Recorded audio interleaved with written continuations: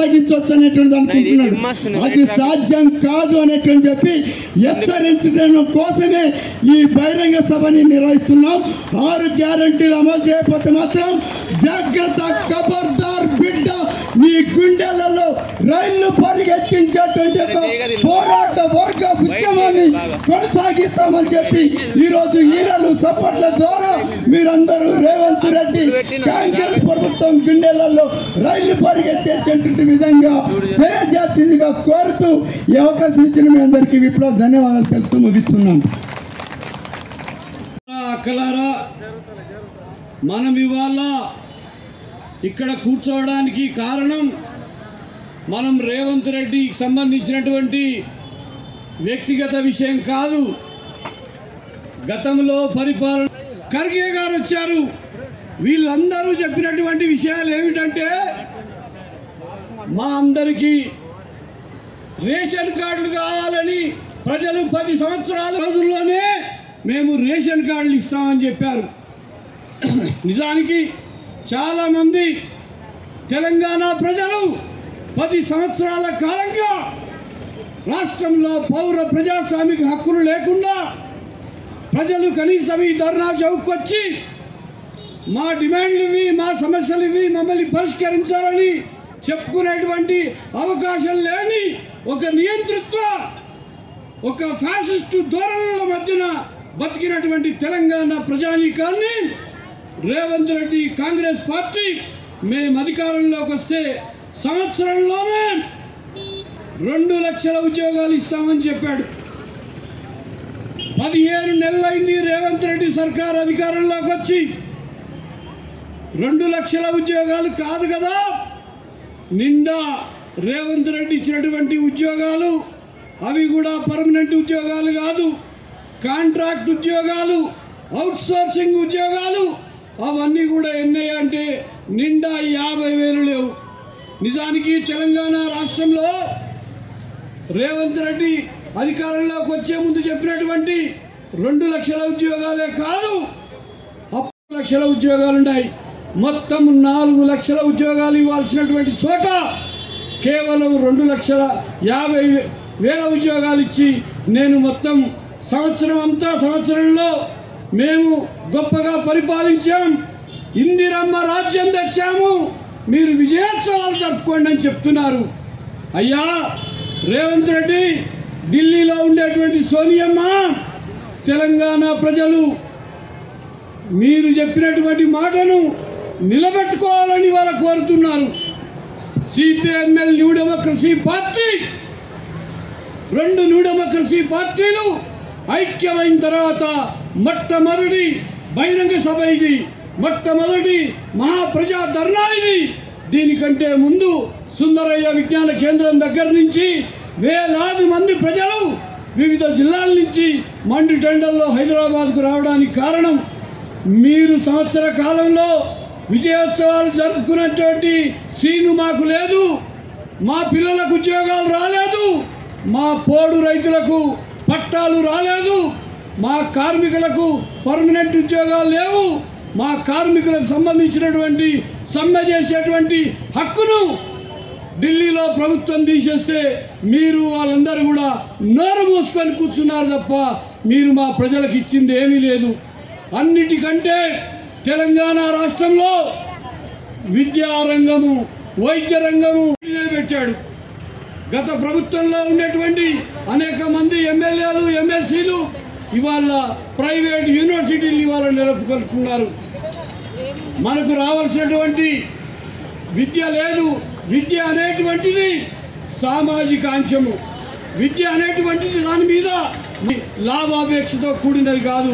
అందుకని రాబో బడ్జెట్లో రేవంత్ రెడ్డి సర్కారు విద్యారంగానికి తాను ఇచ్చినటువంటి 15% నిధుల్ని ఏదైతే కేటాయిస్తామని చెప్పిందో ఆ 15% కాదు 20% బడ్జెట్లో నిధులు కేటాయించాలని సిపిఎంఎల్ న్యూ డెమోక్రసీగా మేము డిమాండ్ చేస్తున్నాం. అట్లాగే ఇవాళ వైద్యం, రోగం వస్తే, నొప్పి వస్తే దవాఖానకు పోతే ప్రభుత్వ దవాఖానాలు ఎంత అధ్వానంగా ఉన్నాయో మనకు తెలుసు. జిల్లాకు ఒక ప్రైవేట్ సూపర్ స్పెషాలిటీ హాస్పిటల్ని కట్టిస్తామని గతంలో కేసీఆర్ చెప్పిండు, ఇవాళ రేవంత్ రెడ్డి చెప్తుండు. సిపిఎంఎల్ నూడమకసి డిమాండ్ చేస్తూ ఉన్నది 33 జిల్లాల్లో పేద ప్రజలకు ఉచితంగా వైద్యాన్ని మీరు అందించాలి. కార్పొరేట్కి సంబంధించినటువంటి వైద్యం, నాణ్యమైన వైద్యం ఎట్లా ఉంటుందో ఉచితంగా ఇవ్వాలి. అన్నిటికంటే ముఖ్యంగా ఇంతకుముందు మా పార్టీ కేంద్ర కమిటీ సభ్యులు కామ్రేడ్ సాదినేని వెంకటేశ్వరరావు గారు చెప్పినట్టు దున్నేవాడికే భూమి దక్కాలని ఈ తెలుగు నేల మీద గత 50 సంవత్సరాలుగా ముఖ్యంగా ముఖ్యమంత్రి రేవంత్ రెడ్డి ఏడాది గడిచిపాయ హామీలు ఏడవాయ, ఏడాది గడిచిపాయ హామీలు ఏడవాయ. తెలంగాణ సెంటిమెంట్ తోని గెలిచెను, తన కుటుంబ పాలనను స్థిరపరిచెను, తన కుటుంబ పాలనను స్థిరపరిచెను, కుటుంబ పాలనను స్థిరపరిచెను. పని పైసలేని వాళ్ళు కోట్ల కట్టబడి దోసుకొని దాచుకుంటే జైలు పాలు కాలేదా, దోచుకొని దాచుకుంటే జైలు పాలు కాలేదా, దోచుకొని దాచుకుంటే జైలు పాలు కాలేదా. ఎంత పాలనలో అలసిపోతుంది, అని ఎంత పాలనలో అలసిపోతుంది, అయ్యో అప్పుల కుప్పలు మేము మోస్తాంటిమి. ముఖ్యమంత్రి ముఖ్యమంత్రి ఓ రేవంత్ రెడ్డి ఏడాది గడిచిపాయ, ఏడాది గడిచిపాయ హామీలు ఏడవాయ. గొంతులను నిలుముతున్నారు, ప్రజాస్వామిక హక్కులు పాతరేస్తున్నారు, ప్రజాస్వామిక హక్కులు పాతరేస్తున్నారు, ప్రజాస్వామిక హక్కు పాతరేస్తున్నారు. మొత్తము మత్తుతో ముందుకొచ్చిన గుర్తించాలా. నువ్వు తెలంగాణ జరూరానా అని నీ టూరిజం శాఖతో పిలుపునిచ్చి ఇవాళ మే 7 నుండి ప్రపంచ సుందరి పోటీలకి హైదరాబాద్ని వేదిక చేస్తున్నావు. ఇవాళ తెలంగాణ ఎన్నడూ కోరని నీకు, తెలంగాణ ప్రజల ఆకాంక్షలు పట్టని నీకు, ఇవాళ తెలంగాణ ప్రజల డిమాండ్లు పడతలేవు కాబట్టి ఇవాళ మేము నువ్వు ఇచ్చిన హామీలేందో గుర్తు చేసుకో, నీ 6 గ్యారెంటీలేందో గుర్తు చేస్తామని చెప్పి ఇవాళ గ్రామాల నుండి తరలి వచ్చారు ప్రజలు. 6 గ్యారెంటీలతో పాటు 7వ గ్యారెంటీ ఇస్తాన్నావు అయ్యా. 7వ గ్యారెంటీ ప్రజాస్వామిక పాలన, ప్రజాస్వామ్యబద్ధంగా పాలన చేస్తా అన్నావు. గత పాలకులు ప్రజాస్వామిక హక్కుల్ని హరించి వేశారు, ప్రజల గొంతుకుని చిదిమేశారు, సమూహాలని కదలనివ్వలేదు అని చెప్పి చాలా మాట్లాడినావు. మా ఎంబడి వచ్చినావు ఇదే ధర్నా చౌక్ లో, ప్రతిపక్షాలుగా ఇదే ధర్నా చౌక్ లో ఎర్ర జెండాలు పోరాడినప్పుడు వామపక్ష విప్లవ పార్టీలతో కలిసి పోరాటాలకు వచ్చావు. మరి ఇవాళ నువ్వు ఇచ్చిన 6 గ్యారెంటీలు ఏమైనా నీ 6 గ్యారెంటీలు అమలు చేయడంలో, లేదా నువ్వు ఇవ్వని గ్యారెంటీ చాలా అమలవుతున్నాయి ఈ రాష్ట్రంలో.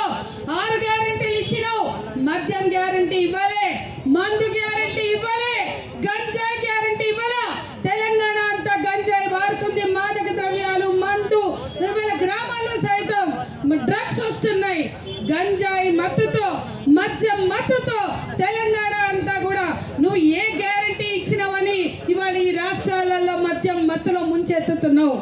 తెలంగాణ ప్రజల ఉపాధి, తెలంగాణ ప్రజలు ఇవాళ మొత్తం తెలంగాణ కావచ్చు, హైదరాబాద్ కావచ్చు, ప్రక్క రాష్ట్రాల వాళ్ళు, బీహార్, యూపీ, గుజరాత్, అనేక రాష్ట్రాల వాళ్ళు చిన్న పని నుంచి చేతి వృత్తుల నుంచి పనికి రారా. మొత్తం ముంబై నగరాన్ని కట్టింది తెలంగాణ కూలీలు, ముంబై నగరం నిర్మించింది మొత్తం పాలమూరు లేబర్ అని మనం తెలంగాణ ఉద్యమంలో చెప్పుకున్నాం.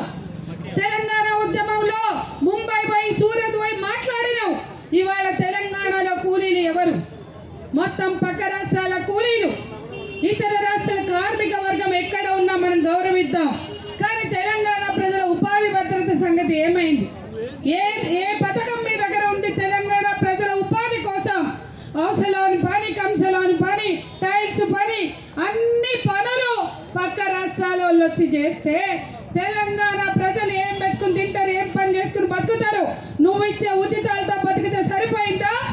నీ ఉచితాలతో వాళ్ళ బతుకులు వెళ్ళాలనా? ఉపాధి హామీ, ఉపాధి భద్రత ఇవ్వకుండా, ప్రజలు ఆత్మగౌరవంగా జీవించే హక్కును గుర్తించకుండా, ప్రజలు పని చేసుకునే ఆత్మగౌరవంతో వేతనం పొంది బతకకుండా నువ్వు తెలంగాణ పాలన, అడుక్కు తినే పాలన చేయవలసిన అవసరం లేదు. తెలంగాణ ప్రజలు నీ ఉచితాలతో ఉచితంగా బస్ ఎక్కి నువ్వు ఇచ్చే ఉచితాలతో బతకాలని కోరుకుంటే నువ్వు ఇవాళ ఇంకో పరిపాలన కొనసాగించినట్లే అని చెప్తూ, మరో ముఖ్యం, ఇవాళ ఈ హైదరాబాద్ వేదికని అందాల పోటీల వేదికగా చేస్తున్నావు. తెలంగాణ ప్రజలు ఇవాళ ఈ హైదరాబాద్ లో ఏ సమస్యల్ని ఎత్తి చూపించారో పట్టించుకోలేదు. కానీ భారతదేశంలో తెలంగాణని ఆదర్శంగా నిలబెట్టడానికి ప్రపంచ సుందరి పోటీలు ఇక్కడ నడిపిస్తానని మే 7 నుంచి మే 31 వరకు 72వ ప్రపంచ అందాల పోటీలు నడపడానికి తెలంగాణ హైదరాబాద్ ని వేదిక చేసి ఇవాళ తెలంగాణ ప్రైడ్, తెలంగాణ ప్రతిభను చాటుతున్నావు. రేవంత్ రెడ్డి నువ్వు గుర్తుపెట్టుకో, అందాల వేదికలు పెడితే తెలంగాణ ప్రతిభ కాదు. ఇక్కడ ఆత్మహత్యలు జరుగుతున్నాయి, అత్యాచారాలు జరుగుతున్నాయి, హింస పెరిగిపోతుంది, మద్యం మత్తులో కుటుంబాలు కూలిపోతున్నాయి, రైతాంగం ఆత్మహత్యలతో చనిపోతున్నారు. నువ్వు ఇచ్చే గత ప్రభుత్వం ఇచ్చిన హామీలు కూడా చేసిన పనులు కూడా నువ్వు చేయక రైతాంగం ఆత్మహత్యలకు పాలవుతుంది. ఇవన్నిటికీ కూడా తెలంగాణ వేదిక అవుతుంది. బతుకు లేక తిండి లేక ఇవాళ తెలంగాణలో హైదరాబాద్ లో స్థానిక ప్రజలకు ఉపాధి లేక నువ్వు హైదరాబాద్ వేదిక మార్చి ప్రపంచ సుందరి పోటీలకు వేదిక మారుస్తున్నాని మురిస్తే సరిపోదు. ఆకాంక్షను గుర్తుపెట్టుకోవాల్సిన అవసరం ఉందని చెప్తూ సెలవు. తమ్ముడు, ఈ మహాధర్నకు పూనుకున్నాం. రేవంత్ రెడ్డి సర్కార్ను మనం సూటిగా ప్రశ్నించేది ఏంటంటే 6 గ్యారంటీలలో పోడు భూముల సమస్య కూడా చాలా ప్రధానంగా ఉన్నది. ఇవాళ కేసీఆర్ 11,54,000 ఎకరాలకు పట్టాలు ఇస్తానని చెప్పి 4,06,000 ఎకరాలకు మాత్రమే పట్టాలు ఇచ్చారు. ఇక మిగతా అన్ని కూడా అట్లనే పెండింగ్లో ఉన్నాయి. దాంట్లో అనేక రకాల సాకులు చెప్తున్నారు. వాళ్ళంతా స్థానికులు కాదు, వాళ్ళంతా గిరిజనేతలు ఉన్నారని చెప్పి సాకులు చెప్తున్నారు. నువ్వు ఇచ్చిన హామీ ప్రకారం గిరిజనేతలుగా ఉన్నటువంటి ఏజెన్సీలో నివసిస్తున్న గిరిజనేతలుగా ఉన్నటువంటి అందరికి కూడా అటవీ హక్కుల చట్టం ప్రకారం పట్టాలు ఇవ్వాలని చెప్పి మేము డిమాండ్ చేస్తున్నాం. అదేవిధంగా 58 జీవో ప్రకారం కేసీఆర్ ప్రభుత్వం సర్వే చేయించి మొత్తం 40 లక్షల మందికి పట్టాలు ఇస్తారని చెప్పి హామీ ఇచ్చాడు.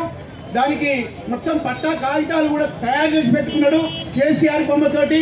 ఎలక్షన్లు అయ్యి నువ్వు అధికారంలోకి వచ్చిన తర్వాత కేసీఆర్ బొమ్మతో ఉన్న పట్టాలు నేను ఇవ్వనని చెప్పి భీష్మించుకొని కూర్చున్నావు. అది మొత్తం రెవెన్యూ ఆఫీసులలో మూలుగుతున్నటువంటి పరిస్థితి ఉన్నది. వాటికి కూడా వెంటనే పంపిణీ చేయాలని చెప్పి మేము డిమాండ్ చేస్తున్నాం. అదేవిధంగా ఇలా హైడ్రా కాదు, మొత్తం మూసీ నది ప్రక్షాళన కాదు. ఇవాళ హైదరాబాద్ నగరంలో మొత్తం సర్ఫేకాసు భూములు, నిజాం నవాబ్కు సంబంధించినటువంటి 100 ఎకరాల భూములు ఇలా రాయలసీమ వాళ్ళు, ఆంధ్ర వాళ్ళు ఆక్రమించుకొని ఉన్నారు. వాటన్నిటిని కూడా బయటికి తీసి 58 జీవో ప్రకారం అందరికి కూడా పట్టా హక్కులు కల్పించాలని చెప్పి మేము డిమాండ్ చేస్తున్నాం. అదేవిధంగా ఇథనాల్ ఫ్యాక్టరీలను కూడా రద్దు చేయాలి. ఇథనాల్ ఫ్యాక్టరీల వల్ల ఏం ప్రయోజనం ఉండదు, అందుకోసం ఇథనాల్ ఫ్యాక్టరీలను కూడా రద్దు చేయాలని చెప్పి మేము డిమాండ్ చేస్తూ ఇంకా చాలా డిమాండ్లు ఉన్నాయి. ఆ డిమాండ్లను కూడా ఇలా మీరు అమలు చేయాలని చెప్పి రాష్ట్ర ప్రభుత్వాన్ని మేము డిమాండ్ చేస్తూ ఈ ధర్నాను మేము కొనసాగిస్తున్నాం. దానికి మీరు అది అమలు చేయాలని చెప్పి కోరుతూ సెలవు తీసుకుంటున్నాం. విషయంలో మోసం చేసిన రేవంత్ రెడ్డి ప్రభుత్వం నశించాలి. రేవంత్ రెడ్డి ప్రభుత్వం 6 గ్యారంటీల అమలు ఎంత భారీ